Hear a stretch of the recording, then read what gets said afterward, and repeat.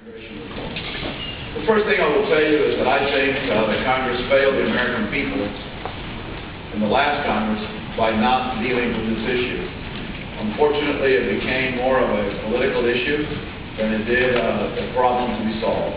And unfortunately, we failed a test that all of us should have to meet when we were sent to Washington, which is to take on the country's problems and do something about solving them.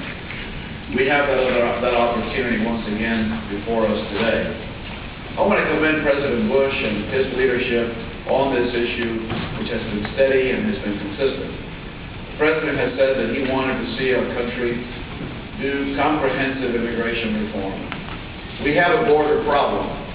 Securing a border is a priority. Securing a border is something we must do, particularly in an age when we know we have problems of terrorism. However, if we only did that and we felt that we had accomplished what our mission was, we would have failed miserably, because the problem is much bigger than just about crossings at the border. So the President has been wise in suggesting that we needed a comprehensive immigration solution. I think today everyone is, not everyone, no, I'm going to take that back. Most enlightened people will understand that a comprehensive solution is the only way that this problem can be solved. There is no question that there are many who still would believe that we just need to put a fence on the southern border. I don't suppose they're worried that much about the northern border, but that's also a border that ought to be secure. The fact of the matter is that alone will not take care of our problem. We have got to have a way in which we also deal with the need that our economy has for there to be people who do work that otherwise would go undone. The need that we have to deal with the problems that I hear from in Florida from people who are in the citrus industry, who say that oranges will rot on the trees if we don't have foreign labor to come in and help us pick it. I hear it from home builders who tell me that they would shut down tomorrow if they have to have a green card for every person that is coming to their work site. I hear it from people in the hotel and motel and tourism industry in Central Florida, where they tell me that they could not stay open if it wasn't for the fact that some foreign workers are working in their premises. And so we have to have an enlightened guest worker program that's going to match a willing worker with a willing employer.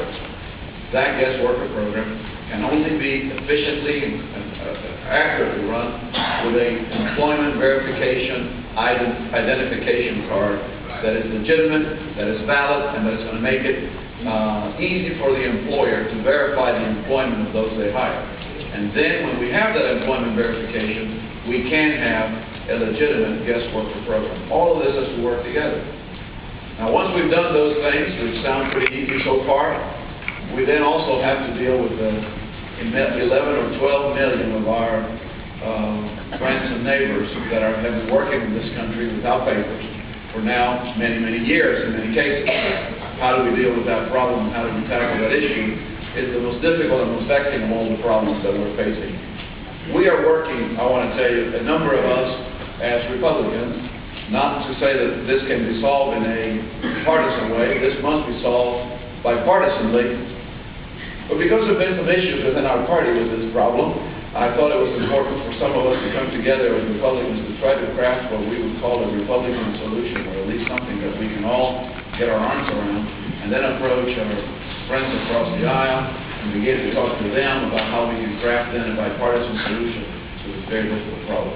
And I want to tell you, we're making a lot of progress. But because I don't want to tip my hand and I don't want to disrupt the very sensitive conversations that are taking place, I'm going to let these other folks talk to you about what they think should be done in the area of the 11 to 12 million that are here in the country. I think there's some very, very innovative and good ideas that are coming to pass. I want to say once again, the President has shown a lot of leadership, because Secretary Chertoff and Secretary Gutierrez, the Secretary of Commerce and the Secretary of Homeland Security, have both been in 2-hour sessions with half a dozen or more of us in the Senate for weeks now, as we are going painstakingly, step by step, of what would be a solution to all of our immigration problems. And so that kind of commitment, I know, is going to lead to a positive outcome, at least a product, that if we can put politics aside for just a little bit and think about the best interest of the American people, about doing something that is good and humane, about doing something that is going to be in keeping with the long-standing tradition of this country, we can get it done. As I said earlier, I think we have a window of time in which to get it done. That window seems to be followed by the August recess being our deadline. I've always worked best against the deadline. I'm very hopeful that we can get it done. I'm going to continue to work diligently on it. I don't believe that we can have just a blanket amnesty that won't be accepted by the American people. I don't believe that we can continue to have open borders. That, again, won't work. So we have to secure a border. We have to find a solution that isn't amnesty. We have to find a solution that is consistent with those principles I laid out for you. So I'm optimistic, and I'm resolved that this is a problem that we must solve in order to fulfill our commitment to the people of this country. So next, let me, and I guess we'll have some questions at the end of this little session, but next I want to ask Dr. Gonzalez to take the podium and speak to you for a few minutes about his thoughts on this issue, and then we'll hear from Mark Jacoby.